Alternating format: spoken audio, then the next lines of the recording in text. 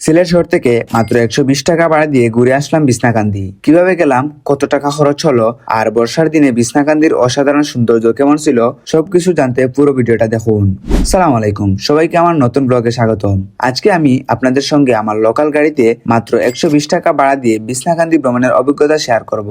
আজকে সকাল থেকে বেশ বৃষ্টি হচ্ছে, আর বৃষ্টির দিনে পাহাড়ি এলাকার সৌন্দর্য যেন কয়েক গুণ বেড়ে যায়। তাই এত বৃষ্টির মাঝে বাসা থেকে রওনা হলাম বিছনাকান্দি যাওয়ার উদ্দেশ্যে। তবে আজকের যাত্রাটা একটু ভিন্ন, কারণ আমি যাচ্ছি সম্পূর্ণ লোকাল পরিবহন ব্যবহার করে। আপনারা যদি কম খরচে বিছনাকান্দি যেতে চান, তাহলে প্রথমে সিলেট শহরের যে কোনো প্রান্ত থেকে চলে আসবেন আম্বরখানা পয়েন্টে। সেখান থেকে সিএনজি নিয়ে চলে যাবেন শালিটিকুর বাজারে। ভাড়া লাগবে জনপ্রতি 40 টাকা। এরপর শালিটিকুর বাজার থেকে হায়দারফারের গাড়িতে উঠবেন।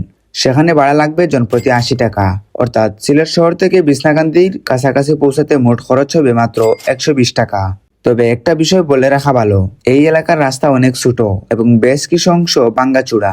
দুটি বড় গাড়ি একে অপরকে সাইড দিতে গেলে অনেক সময় সমস্যা হয়, এমনকি দীর্ঘ যানজটও তৈরি হয়। তাই বড় গাড়ি নিয়ে না এসে মোটরসাইকেল কিংবা সিএনজি ব্যবহার করাটাই বেশ সুবিধাজনক। হায়দারফার বাজারে পৌঁছানোর পর মাত্র 2 মিনিট হাঁটলেই নৌকাঘাট পেয়ে যাবেন। সেখান থেকে নৌকা করে বিছনাকান্দি যেতে জনপ্রতি প্রায় 150 টাকা ভাড়া লাগতে পারে। তবে যদি নৌকা ভাড়া বাঁচাতে চান, তাহলে নৌকাঘাটের সোজা রাস্তা ধরে প্রায় 15 থেকে 20 মিনিট হাঁটলেও বিছনাকান্দি পৌঁছে যেতে পারবেন।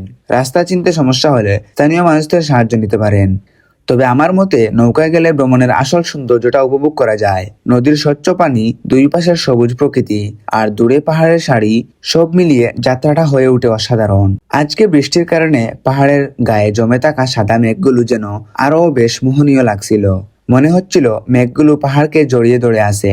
পাহাড়ের বুকে চিড়ে নেমে আসা ঝর্ণার স্বচ্ছ পানি দূর থেকে দেখতেই মনটা প্রশান্ত হয়ে যায়। চারপাশে শুধু সবুজ আর সবুজ, উঁচু পাহাড়, মেঘে ঢাকা চূড়া, আর পাহাড় থেকে নেমে আসা স্রোতধার মিলিয়ে এক অপূর্ব প্রাকৃতিক সৌন্দর্য সৃষ্টি করেছে। প্রকৃতিপ্রেমীদের জন্য বিছনাকান্দি সত্যি এক স্বর্গের মতো জায়গা। আজকের ভিউ ছিল এক কথায় অসাধারণ। পানিগুলো ছিল অনেক স্বচ্ছ এবং সুন্দর। বর্ষার কারণে পুরো পরিবেশটা ছিল প্রাণবন্ত এবং মনোমুগ্ধকর। একটা বিষয় আবারও বলে রাখি, আমি যে 120 টাকার কথা বলেছি সেটা শুধুমাত্র যাওয়ার ভাড়া। আপনার ফেরার ভাড়া, খাওয়া দাওয়ার খরচ এবং অন্যান্য ব্যক্তিগত খরচ আপনাদের নিজেদের হিসাব অনুযায়ী যোগ করে নিতে হবে। আর যদি নৌকায় যেতে চান, তাহলে নৌকার ভাড়া আলাদা, সেটাও আমি আগেই বলে দিয়েছি। এই ছিল আজকের ভিডিওটি দেখে উপকৃত হয়ে থাকলে অবশ্যই লাইক দিবেন, কমেন্ট করে আপনার মতামত জানাবেন এবং বন্ধুদের সঙ্গে শেয়ার করতে ভুলবেন না। ধন্যবাদ সবাইকে, আল্লাহ হাফেজ।